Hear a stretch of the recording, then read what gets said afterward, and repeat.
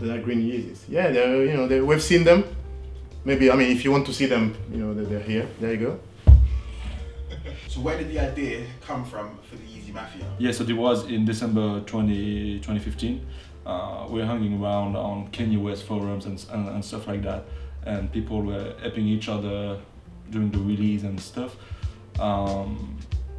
So we just had a Skype group in the beginning with multiple people from all over the world, and we were helping each other to cope, notice everyone when a shoe is dropping on the website and stuff like that.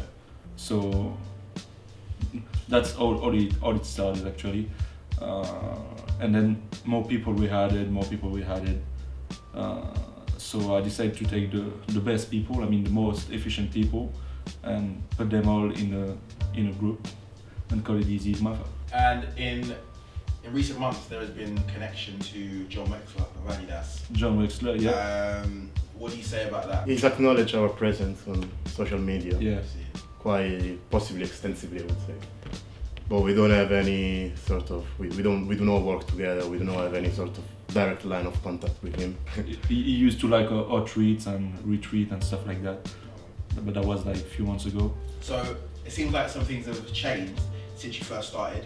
Have Adidas tried to restrict what you're doing in any way?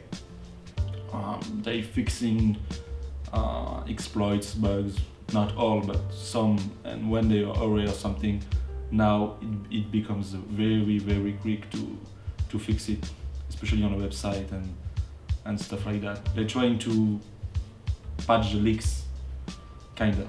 But in reality, we don't have a mission of, displaying all the information or all the flows or whatever that Adidas has.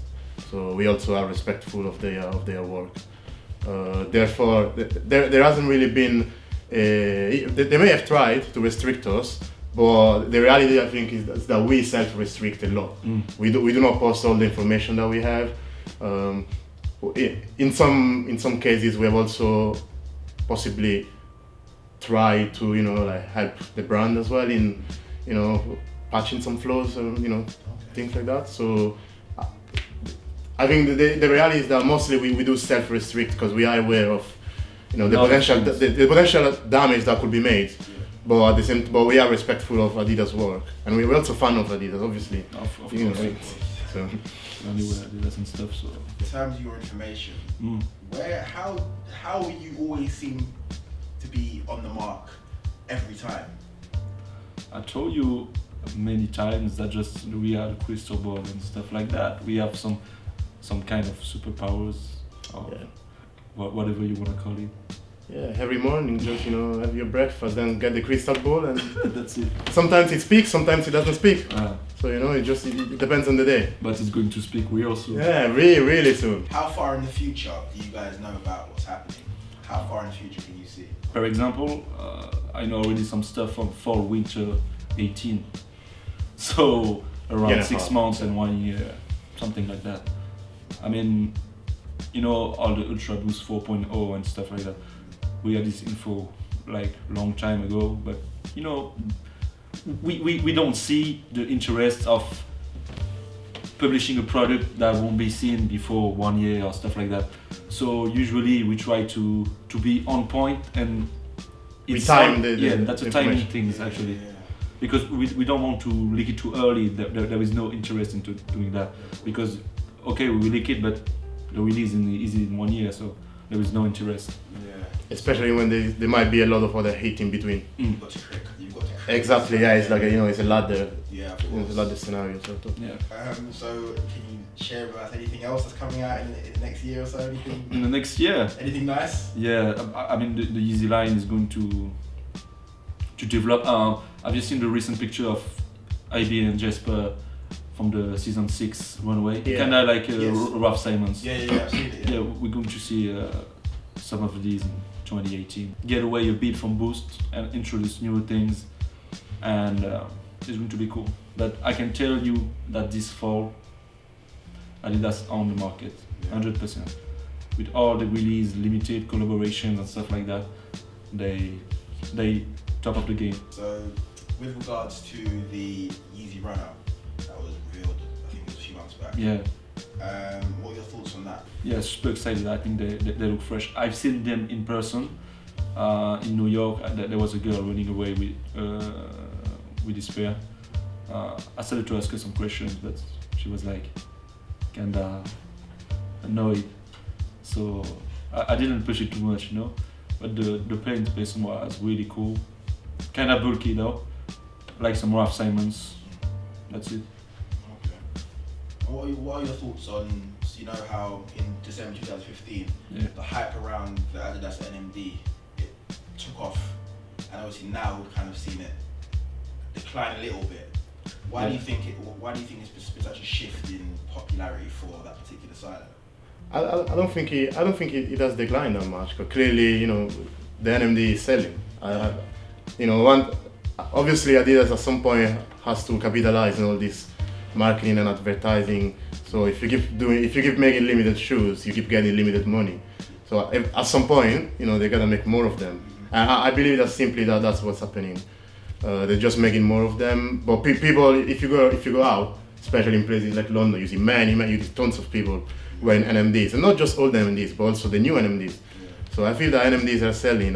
Perhaps that stage where you sort of build the hype, you know, before you start like mass releasing, that stage has probably been like past now.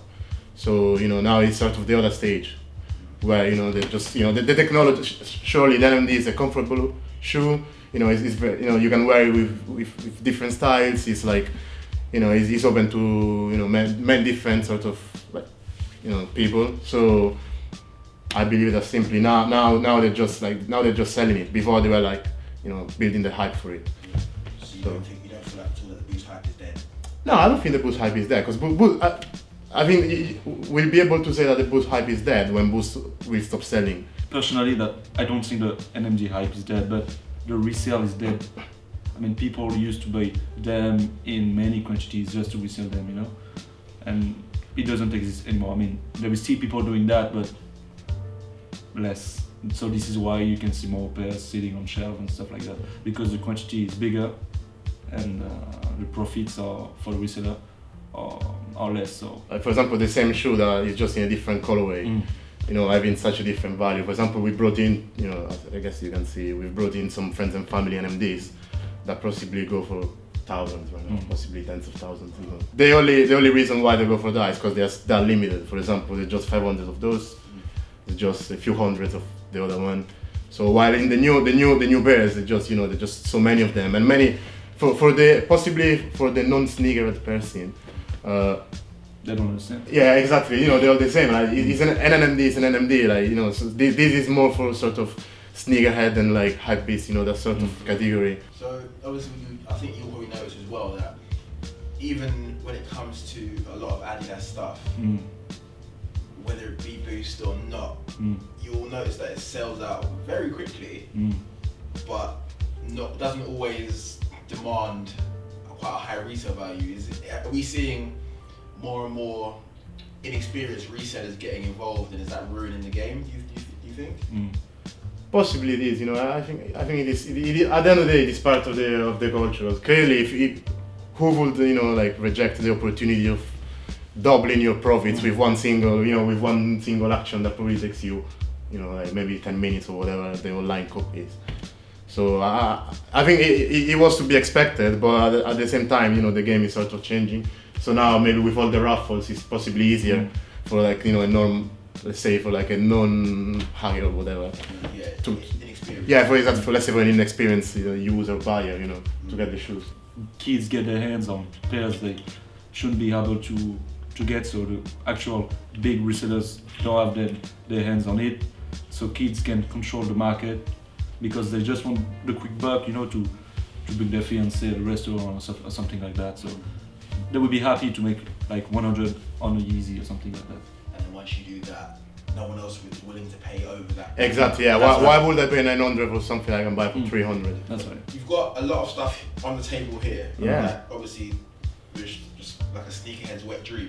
So how are you getting this stock? Is that a crystal ball thing as well? Are you going to let us in a little bit? Yeah, I mean, sometimes the crystal ball. Crystal ball, also computing skills, like we said in the past. now if you want to cop online, you need computing skills. That's needed. I hate a bot, but even with a bot, you need computing skills. So it's not easy for everyone to get hands on pairs. I mean, multiple. You can get lucky and get one pair of Yeezy on Adidas. That's it.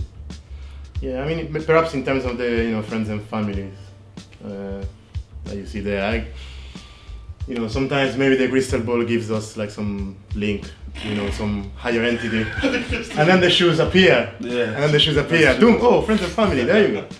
In the mailbox. Yeah, amazing. Receive surprise things like Yeah, that. unreleased shoe. How do you get into the Mafia? Do you have to put a digital hit on someone to join?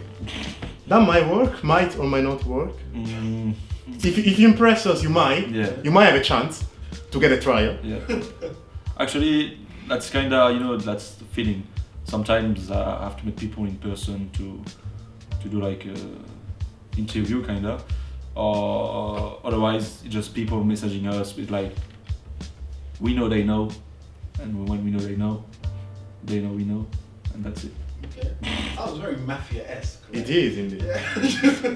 Yeah, let's say we decided to keep which it possibly is part of our success. Keep the family, let's say, like very very tight. It's actually a very small group, very small group, and that's because we have restricted the opportunity to join. Since back in the days. Yeah. The whole thing about keeping your identity hidden. Yeah. Is that part of the whole Mafia thing? That's just that's for personal reason. We don't want to be famous. I mean, there is a ton of kind of famous sneakerheads on the internet and stuff like that. We don't want to be part of it. I mean, as long as the family prosper and And so we've seen you've launched the account Mafia SZN. What is this? Can you talk us through it a little bit? Yeah, Mafia SZN is a move from the Yeezy Mafia merch actually. We had to change the name and we found something cool. Plus we were actually using that hashtag like Since day one almost. since the beginning. So that was just making sense to attach it with a new clothing brand. That's it. Okay. But there is a lot of coming for Mafia SZN, so Stay tuned. stay tuned.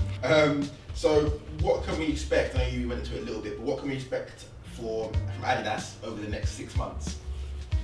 Over the next 6 months. You're not following us on Twitter yet? Yeah. Well, Farewell has a new line coming up with new NMDs, also consortium collaborations that will blow everyone's people mind, and A few Yeezys, of course. few Yeezys, of course. We have like V2s. 4 or 5 V2s coming, so the end of the year is going to be Big one. loaded.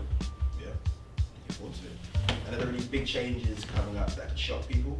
Yeah, like if people like animals, we got something for you real quick. If you know, you know. I feel like I know where you're going with it, but who knows? Crystal ball. Oh yeah, crystal ball. So where will Yeezy Mafia be in 5 years' time? Bahamas? Chilling. No, I don't know. Probably, I don't know. It will depend about Yeezy line, Adidas, and stuff like that. Maybe it will be rebranded Swoosh Mafia in 2 years. You never know.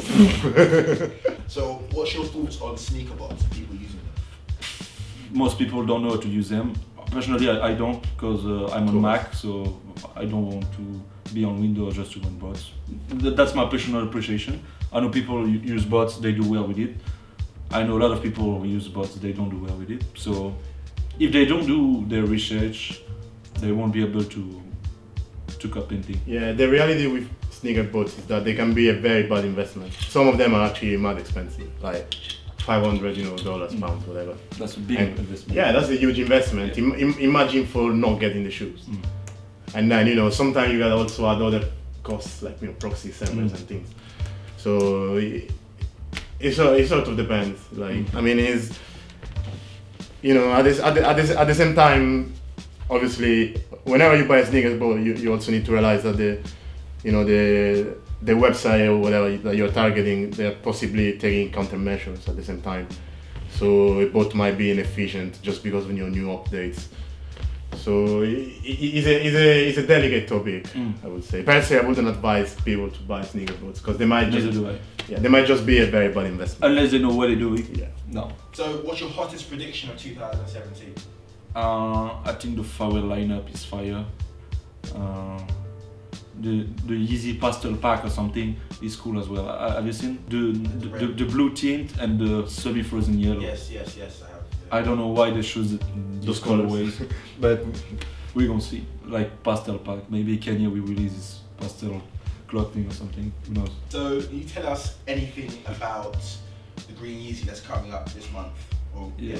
The green Yeezys. Yeah, we've seen them. Maybe, I mean, if you want to see them, they're here. There you go. There you go. They've gone.